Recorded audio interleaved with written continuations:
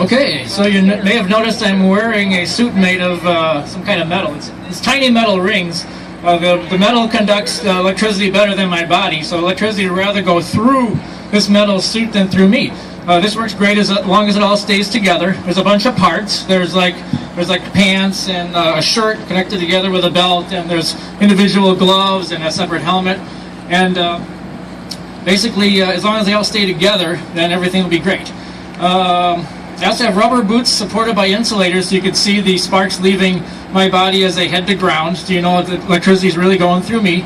This suit has been put to test many times and is now fully certified for these activities. Feel very safe inside, safer than people who are not wearing a suit. You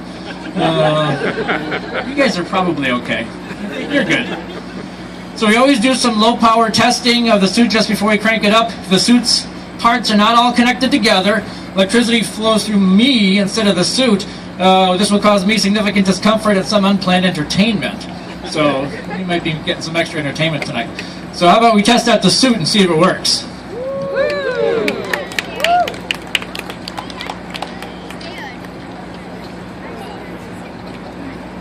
Have you ever been in that? I want to go in, but I just want the badge. I didn't really want the badge. Does it hurt? Is it scary?